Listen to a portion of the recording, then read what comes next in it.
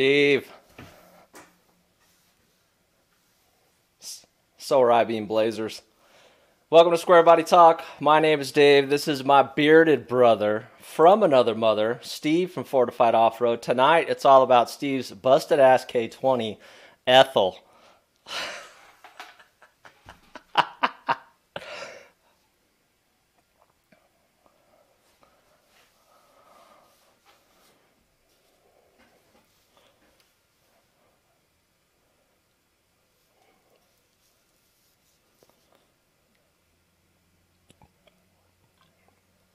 Oh, God.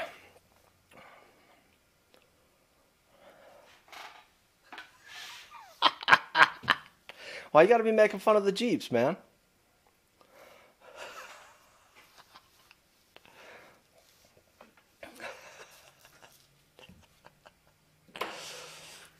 Are we gonna make this start as like a talk shit show like we did last week? Just the last 2 weeks, it's just been nothing but bleh. All right, so no volume on Steve. Oh.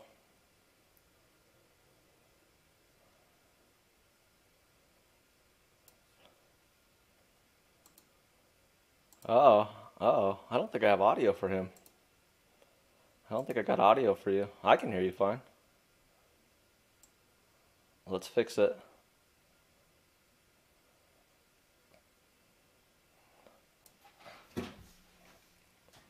All right, let me fix this stuff here. Maybe he is being censored. I think that might be it. So give us a second, guys. We'll get this figured out. But I appreciate you guys joining us tonight. So we'll see if we can get Steve all going here. Let's see. What do we got here? Oh, he coming through front a minute ago. All right, let's see. So what's going on, guys? Are we just going to talk trash to Steve all night since he has no audio? Should we just do that? What do you think, Aaron Mills?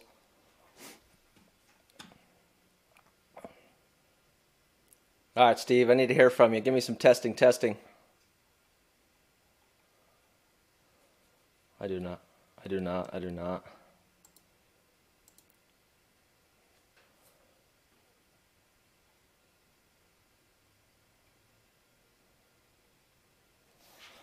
Oh, this show is going to crap fast. All right, let's fix Steve here. We're going to fix you. If let's see what happens. All these people are just going to like leave and go to bed. Be like, we're never turning on this show ever again.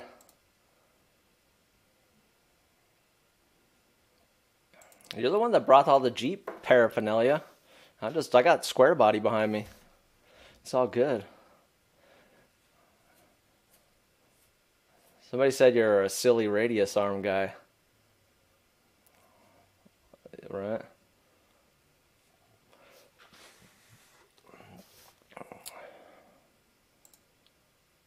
Whoop. I think you got video, but you ain't got no audio. Again. No, here, go. Test, 1, 2, 3, test. Can you guys hear him now? Test. Test, 1, 2, 3. Can you guys hear me? Willamette Fab. In the house. Okay, I think they can hear you now. Yes, they can hear you. Did you guys see my sweet hat? Oh, man. Did you guys see that? I made that just for you, Dave, and I got my vapor out here. Where can I get one of those hats at? Ask your JL Life buddy right there. He'll tell you right where you get your Jeep stuff.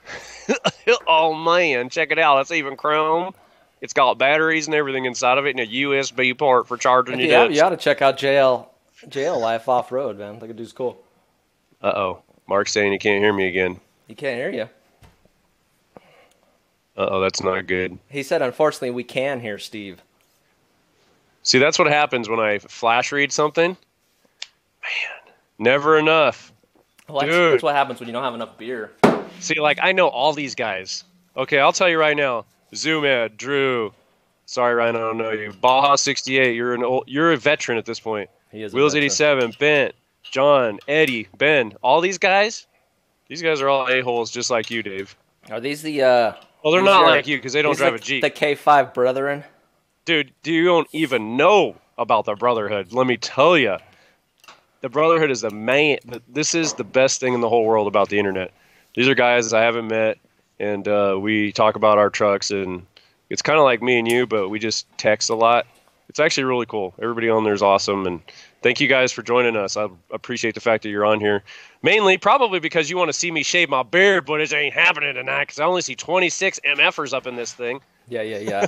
Got to take a little bit of time, but we'll get it. We'll get that beard Right? shaved off. I It'll will be all good. shave this bizatch off. Who do we got up in here? Well, we got man. Aaron Mills, we got Baja 68, we got Drew Wait, Eddy, who? Aaron who? James Griffin, Oh, man. David at WM&F. What's up? What's up, James? Good name.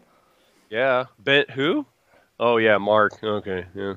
No, I'm just kidding. Mark, what's up, buddy? I just got off the phone with Mark. How you doing? Mark's a good buddy. He's over in Ohio. It's past his bedtime by like 3 hours over there. Thank you for hanging out. Got Zoom ad fishing with Ryan up in the house. Right? Hell yeah. Wheels Somebody- 87K5. Hey, Eddie, I'm Drew. I'm drinking the Natty Daddy, which I'm drinking one of the 15 in the. Yeah, they gave you 3 extra because they're so crappy. You're probably going to throw them out halfway in. You owned a YJ twice. Man, that just took James down like 2 notches. He owned a YJ, the same YJ or just the 2 different YJs? Yeah, right. Yeah, but you know, if it's a YJ linked on 40s with an LS, I mean, you can't really go wrong with that because then it's just a body, right? It's just true, maybe. I guess it's on tons. Yeah, that's all you need. You're rolling full width Dana 44s on 40s, bro. Yeah. Ain't nothing wrong with that, bro. Why you be hating? Oh man, I'm just 2 separate YJC. Right on, James. We could be friends. John, dude, he knows what's up. My wife's got a Jeep and she drives it to Walmart. That's where they belong.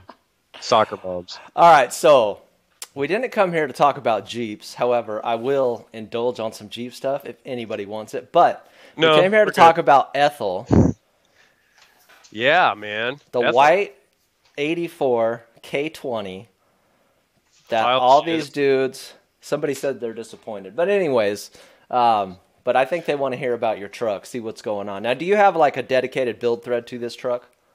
Unfortunately, yes. And how many pages is said build thread? It's probably over 100. 100? Oh, man. It's going to be a long night. I mean, I'm sorry, Dave, but you just don't know how it is over in the best website in the world is ck5.com. These guys could tell you what's up. So, what's up, Cassidy? Thanks for dropping in. So, Drew, is it fixed? No. I've been getting really lucky. I've been driving it every day this week, pounding on it. I fixed the AC, and then I discovered that it wasn't fixed. So I think I fixed it again by replacing the hose and the O-ring, not just the O-ring, because I thought the hose, it's a long story, stupid. And then the computer thing, I'm waiting until Saturday. I'm going over to my buddy's shop, Jake over at Robert's Custom Trucks. He's got a couple of computers that we did some stuff on that we stuck in a box a couple years ago. So, and Aaron, you just shut your mouth, okay? Anyways, so we're going to try that computer and see if it works. It's got a speed density tune on it, so... Okay, so I got to address this. I know we meant to get into this whole thing in structure, but it's not going to happen. So, Baja 68, do the Holly.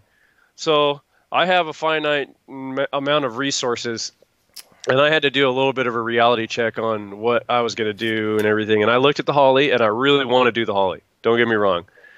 See, Eddie's, what's up? Thanks, brother. 145 pages. That's half your life, Dave. Half your life. I don't know. The thing's on like some 26-inch tires with an LS swap. How could it be that many pages? I mean, it just...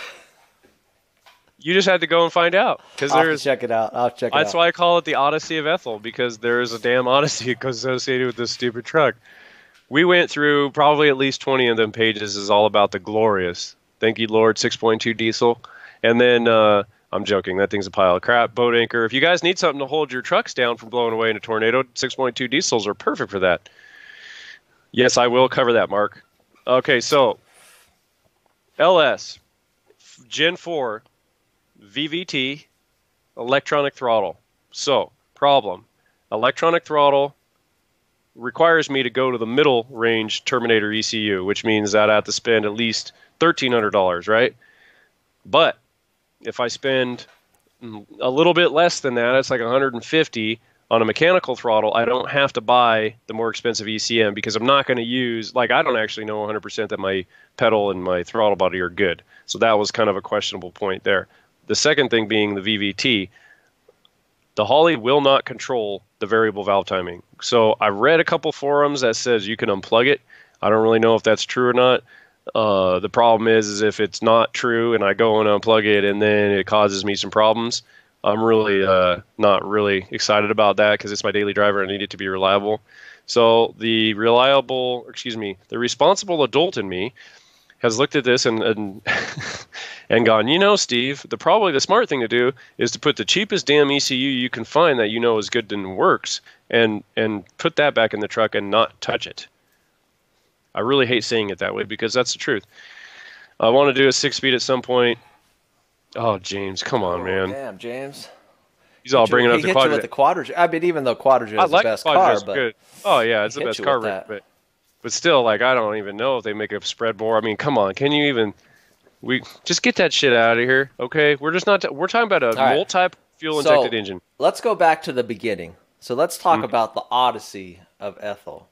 So we talked about how you got into Chevys before, but how did the whole Ethel thing come together? How did you come about procuring the truck and all that goodness? Okay, so you guys know the 3-day 3-link? You don't know what this is, Dave, because you're lame, but all these other guys know about the 3-day 3-link. Some of these guys already know this story. Hey, I'm just stating obvious facts here. Okay, so 3-day 3-link truck. It was a 73 K20. A buddy of mine went and picked up. We ended up using that truck for the first truck we built our kit on. So my friend owned that truck.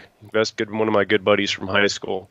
And while we're driving that thing home after we linked it, he told me that, you know, we might be able to trade some of that labor off on this truck that he heard about.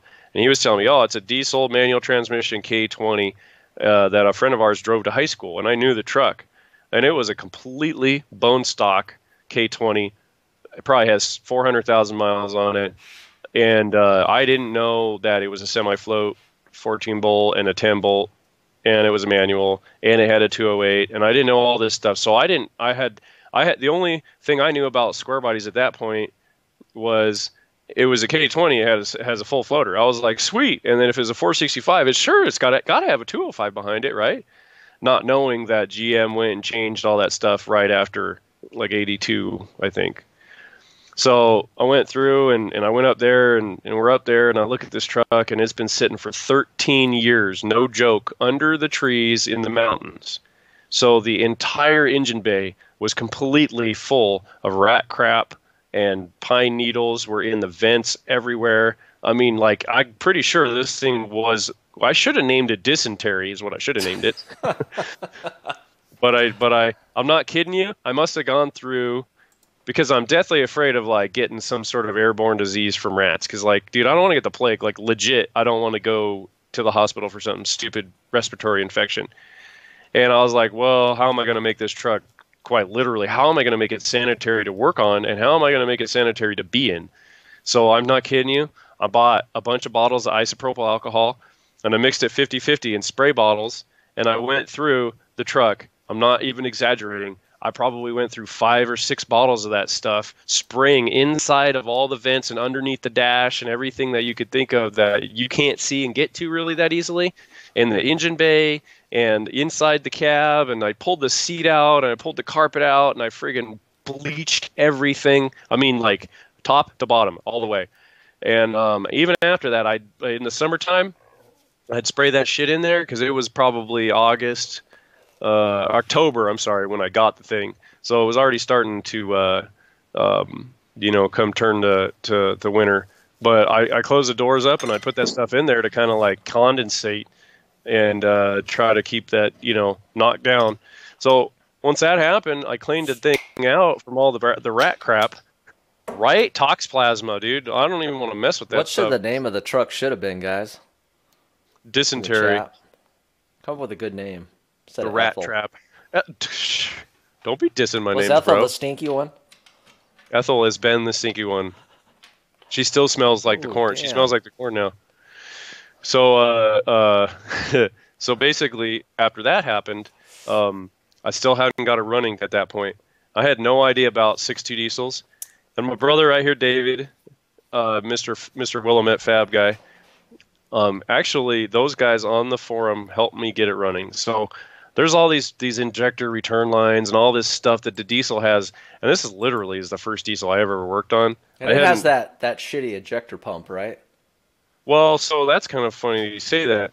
That's a similar injector pump that they use on a Cummins. It's a VE pump. It's not the same pump, but Stanadyne makes those. They're on John Deere tractors and everything. So there's really nothing wrong with the injector pump. It's a J-code motor, so it was the high altitude non-EGR, blah blah blah, 100 and what they say it was like 100 and I think it's 165 horsepower and 260 foot-pounds of torque. It's like a 4.3 V6. Sounds bitchin'. Actually, it did sound pretty good at an idle. Like, they rattle, they sound cool. But when you step on the gas, absolutely nothing happens. Nothing. It's like if you were in a Geo Metro and you were pulling 10,000 pounds, more happens with the Geo Metro. Pretty sure that's exactly how it is. Dang. David, there is only 1 horsepower that could be had there. I like the names you guys are coming up with. Turd Wagon, Lethal, Rizzo, Toxoplasma. I mean, you got to be. These guys are creative. They're creative. They're pretty good. Right? So Ben's a good influencer. He's the LS brother. He's got a Gen 3 6.0 at each trannies for a living. We call it Caitlin. He's gone through 6 4L60s. I don't think he's learned yet. Dang. Yeah, so Dave's got a 4L60 there. What's the deal with the 6.2 J codes? I'll cover that here in just a few minutes. Okay, so this truck doesn't run yet. I get 2 new batteries from Napa, the big 1,000 cranking amp batteries. They're like 160 a piece, and I bought a new starter, and because I burned the old one up, smoke came out of it, and I don't think that's a good thing. And then I don't remember what else I did. I think I replaced a fuel line. Okay, and now mind you, it's been sitting for 13 years. I get in that thing and I crank it up. I don't think I replaced the starter. I take that back. I didn't. So the only thing that I did was replace the fuel line and I put battery. No, I put batteries in it, replace the fuel line, and that's it.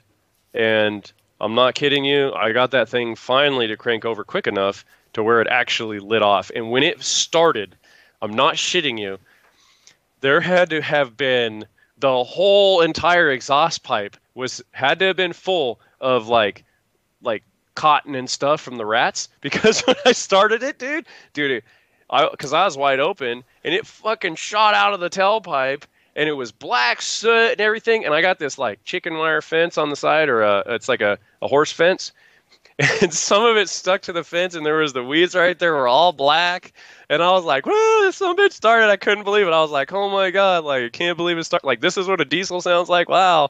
So I was all like interested in this thing now because it's different. Yeah, right. So do I need to read your thread to you? Right, yeah. They're probably going back and fact checking your ass. They might be. But I was there. And no lies. Oh yeah, right. But there's nothing better than dragging. Because I remember when I got my K5, it had been sitting for 5 years, and drug it out on crappy tires and towed it back to work and messed with it a while. And then when you get it fired up, you're like, damn, like you're bringing it back to life. So it's cool. Oh yeah, because it ran, and then I'd never had a manual transmission truck. And I was actually pretty stoked. So after that happened, I got brave enough to where I was like, I'm going to drive it down the street. Because I was like, I had no idea about a diesel. Like, how good could this thing be? So I drove it down the street. Because, like, the tires were also 13 years old sitting in the dirt. So, like, they pretty much weren't even round anymore. So I got this rattle trap going, and I drove it down the street. And I remember, I think I took a video of it. I'll have to send it to you, and you can put it into, a compilation or something. But I drove it down the street, and I was like, oh, my God, like, I'm driving this diesel. And I didn't know 6.2s made no horsepower down low, in the middle, or up top. So I was, like, lugging it like I thought it was a Cummins. And I thought I was all cool. I was like, yeah, I got my diesel right here, like, check it out. Sounds like a damn, refuse truck driving down the street. That was the joke, because, like, when it got wound up, it sounded a tiny, tiny, tiny bit like a 6V53 or something like that, like an old school Detroit, but kind of, but not really. just enough to where you're like, oh yeah, kind of. You could kind of see there's not really any blood shared between these. This is something people need to know. That's a GM engine. That is not a Detroit engine. I joke around about it being a Detroit. It really isn't. Detroit designed it, and then GM took all of the good things Detroit said they needed to put into it, and they just neutered it. It is a light-duty diesel engine. They're really good for driving around town, not on the freeway. And I don't worry, Dave. I'm coming around to the good parts. Now that engine no forced induction. It was just an NA type thing, right? This is a naturally aspirated. Aspirated. Okay?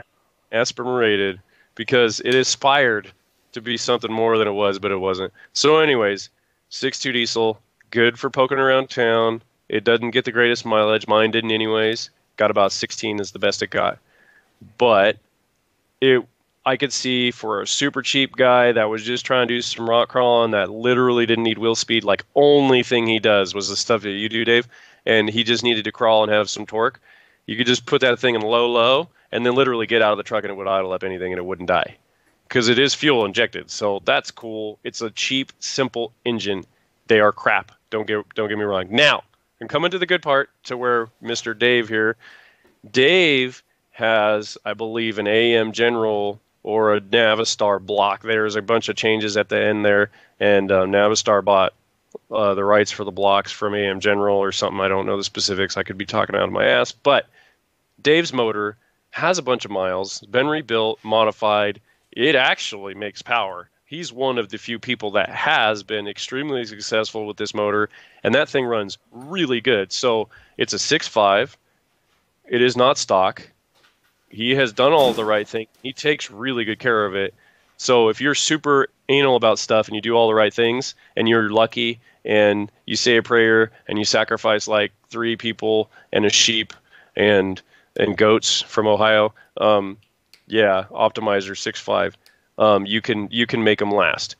But mine, I thought mine was good, man. Like I had this whole thing going on about, I'm like, oh, cool, I'm going to go through here and I'm going to put a turbo. Like I bought the turbo, I bought the intake manifold and the plenum and everything. I was like yeah, man. It never entered my mind. I'm like, this thing makes great oil pressure. Like that's my indicator, right? Like oil pressure's great. The mains can't be cracked. And I got the motor. I was going to pull it out and do reseal on it. So I pulled the motor out of the truck because I was going to do a clutch and stuff at the same time and clean it. I just wanted to know. I had some freeze plug stuff going on. So I was like, I might as well pull this thing out and check it. So at 1 o'clock in the morning, I pull the oil pan off, and I see it. Every single main webbing, it was cracked all the way to the bottom of the skirt. And I'm like, that was crushing because I had already spent $300 or $400 on all that part. And I had already how many miles did this thing have on it? So I don't know that number. So basically, Mark just sent me a message and called me a summer's eve. Thanks, brother. I love you too. See, they're texting me while we're having this chat and talking. Well, you guys got to put all that crap in the chat so we can see. He's talking something about some sheep in Ohio. All the trash are talking. Mark. I don't know. He said there's something about Ohio that's really, really boring. So, anyways, I like that name, Hantavirus. And Drew, you're right. They do sound cool. It sounds like a big block. Dave is saying it was just broken in. And he's right. It literally was broken in. I'm surprised the crank didn't fall out of the bottom. No, the harmonic balancer was not bad. I was very religious about my maintenance. But see, the motor was already done when I got the truck. I didn't know that. And I'll be honest with you. Had that motor been fine, that would be a turbo 6.2 right now. I promise you, I wouldn't have changed it. Because I was like, nah, I'm not going to go fuel injection. Because I didn't know. It's a cool motor for about 5 minutes. Anyways, the moderator is going to bomb my thread. I'm telling on you. Let me get in before the lock. Hold on. Yeah, right. No 2-piece crank. No, man, it didn't shit the crank out on the floor. I was pretty surprised. Like, there was a few times I was so pissed at that truck because it kept blowing, like, injector lines off because I got air in the fuel line or fuel system or something stupid like that. Like, I would literally hold it wide open until the governor, and then I would bang shift. It's really hard to do on its SM465. As you know, Dave, first to second, That's hard to do, especially when you got a 6.2 diesel. I would hard, just hold it. It's hard just shifting first to second on a 465. It takes so long you get bored in between the shift.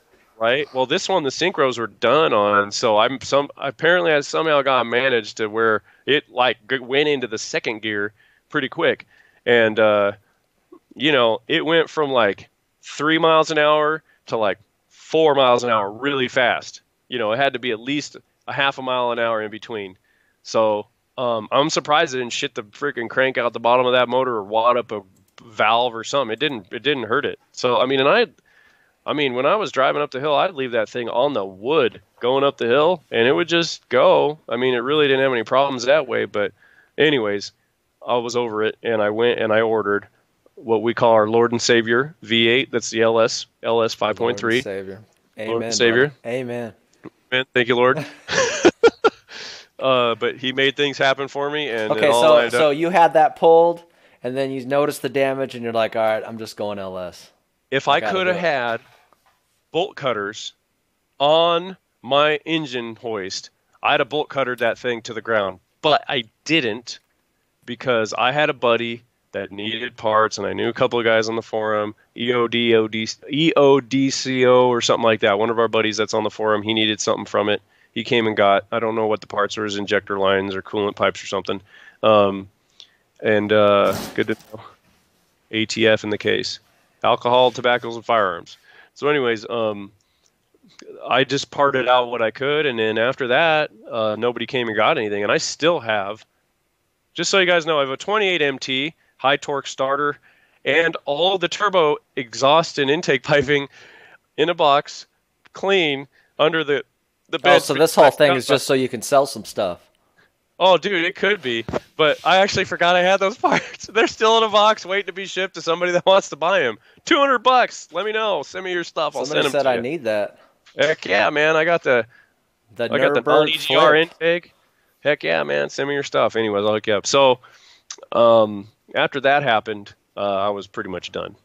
And at that point, too, I had already bought an NV4500 for it because I was like full-on diesel brothers at this point. I was like, yeah, I'm going to roll some coal, bitches. Turn that pump up, and I'm gonna put this HE351 CW turbocharger off of Cummins on here. I'm gonna turn this thing up. They like put you in jail. Oh no, mine's pre-schmog. So I was like about roll. See, that's the thing. It still barely beat Prius up the hill. And while it was doing it, I could look in the rearview mirror and I could watch the smoke coming out the tailpipe. And if the Prius's lights shine through them, that made me happy in my heart. That was like, I'm doing something for this world right now. I'm doing the right thing.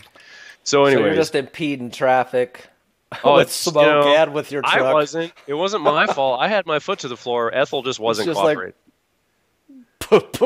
Oh, it was so loud. I have a video I'll send you. I have a video of that thing doing 70 miles an hour, which is kind of a stretch. It actually would do 83. Does anybody believe him? On flat ground, it took like 17 minutes to get there.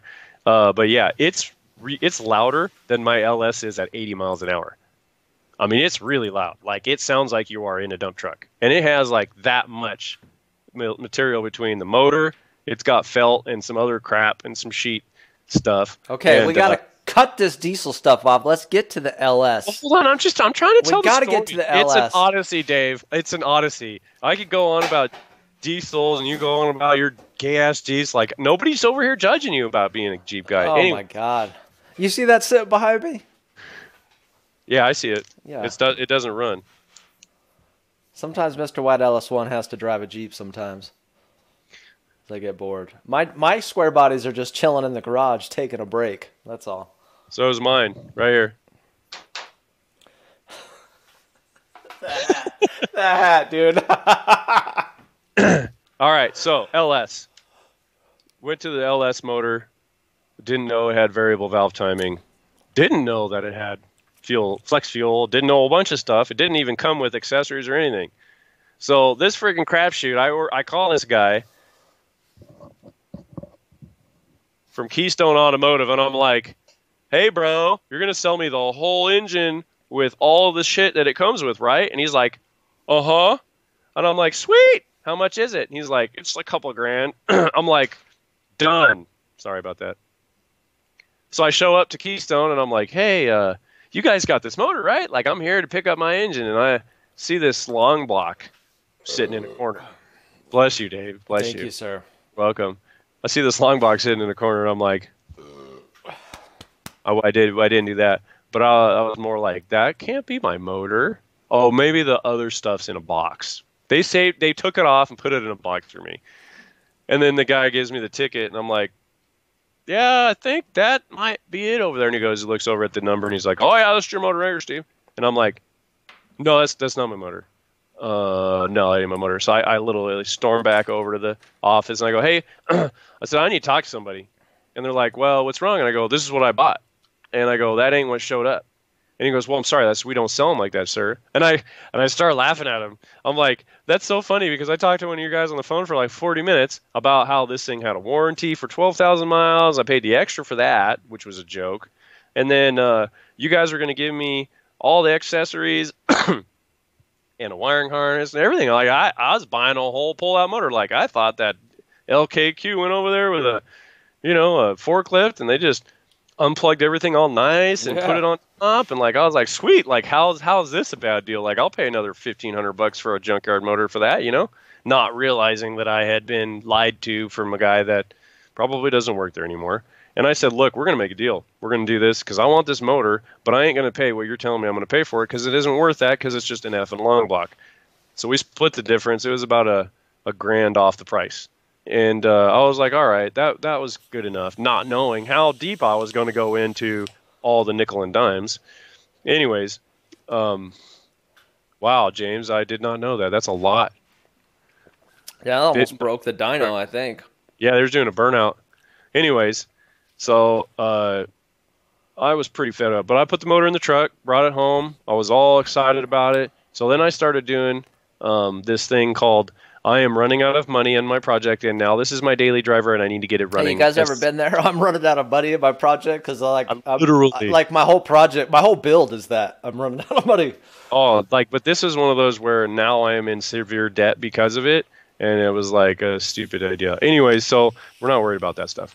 So I get home, and I'm looking on eBay, and there's a $50 throttle body and a $55 pedal, and then I needed NOx sensors, and I needed a harness, and I'm looking at harnesses, and I'm like, dude, I got $400 to get this stupid thing to run. Well, what made you go with the tack and the pedal, or all that stuff instead of just going with the manual throttle body?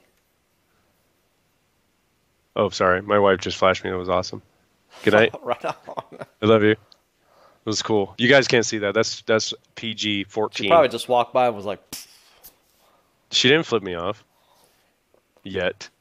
Anyways, good night. So that was some boobies, bro. Woo! Anyways, so I didn't know that the Gen 4s were electronic throttle. Anyways, it was like 79 horsepower. That's so dismal. We're just not gonna talk about the 6.2 anymore. There's bad dreams. So I didn't know. I just was like, give me the newest engine with the lowest mileage. And I think the other things I was looking at 6.0s. And they wanted literally like $1,000 more for a 6.0. And I was like, "There's no way. That's stupid. I can't justify that." Yeah, 6.0s. I'm really glad. I'm really glad I didn't do that. But I will say that I see a benefit there for the low end torque and stuff. There's a little bit more than the 5.3, even though mine does work. Excuse me, pretty good. It needs a little bit more. Anyways. So that's what I found out the hard way, that a Gen 4 is not the same as a Gen 3. Because I was like, oh, it's a 2012, it's going to be great. And then one of the things I probably heard that stuck with me is Gen 4s have stronger rods. And I was like, LS and then turbo. Because like that's what you do, right? So I was like, all right, well, I'll just set myself up for turbo in the future by just buying the Gen 4. Why doesn't anybody do that? Like, well, how hard could that possibly be? Like that's my approach. Well, that was like really stupid because it's a lot harder. And at that point, when I did it, nobody had stuck a Gen 4 truck motor. At least it wasn't on the forums, and it wasn't on HP tuners or any of that stuff about how to hook up a manual transmission to a Gen 4 and make the VVT work properly. So then I was like, oh crap, this is bad. What did I do? So I just started ordering parts on eBay, the cheapest stuff I could possibly buy just to get it running. Because at this point, now I've got $3,500 tied up in this stupid thing because that includes I had to buy the front um, accessory drives with the pumps and the alternator and all of the exhaust, and I had to buy the exhaust twice because I bought exhaust manifolds and then those hit the frame. So I just said screw it and I bought the $200 $300 Schoenfeld headers, and then I needed to get all the clutch stuff like you were talking about, and I couldn't afford the McLeod stuff, so I was like, screw it, I'll just replicate the factory parts. And a buddy of mine had a pedal assembly, the guy I bought the manual from. So I went through and I replicated the 85 mechanic or hydraulic stuff and pulled all the mechanical parts out, and that's actually one of the best things I ever did. I drilled my SM465 bell housing bolt pattern into the face of my 4500, and that didn't work. That was a really bad mistake. I was driving to work one day, and one of the bolts fell out, and I heard it banging around, and the the clutch actually hit the bolt, and you hear it go ding, ding, ding, ding, and then there was no more noise. And I'm like, that's not good. Might not make it home. So I pull out. I'm on my way back from lunch. I pull in the parking lot and I call the tow truck. After I got home and I pulled the transmission out, there was an exit hole, like a gunshot had gone out the side of that transmission bell housing. Dang. And then I knew I had made a mistake. So it's at this point, Steve knew. I probably didn't drill those bolt holes straight enough because I didn't know what the hell I was doing. Can we address a comment in the chat? You sure can. Okay, so I want to. So, Ben, is it 5? Ben 5. Yeah. Gen 4 is a better platform. Comes with a lot of benefits over the Gen 3. Let's talk about that a little bit, Ben. Yeah. So, Gen 4s have a better intake manifold from the factory. They have more compression, with the exception of the L33. Is that right? L33 is high output, 5.3 on the Gen 3s. L33 is like 143 heads. It's just a 5.3 with 4.8 pistons, but it's all aluminum. Okay, so it's basically that with variable valve timing and an electronic throttle body. All truck Gen 4s come with a flex fuel rail and injector setup. So they get 40 pound per hour injectors.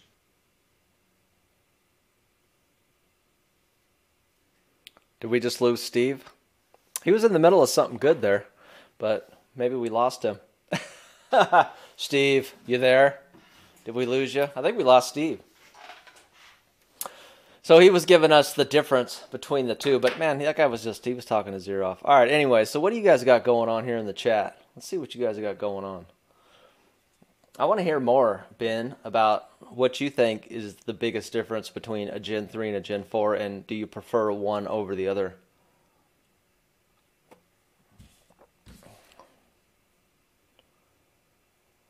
Uh-oh. Hope you guys didn't lose me, too. Are you guys still with me?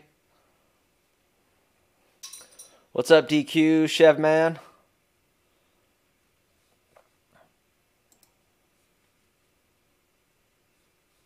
I'm going to try to get Steve back here.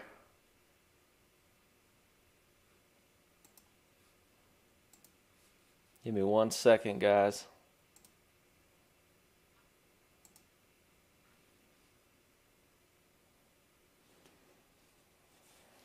I have no idea how to LS, Drew Eddie. Well, it's all good, bro.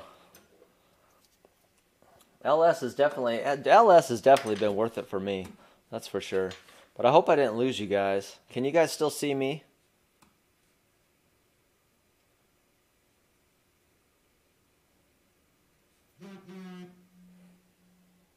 Steve said that his internet pooped, so that ain't no good.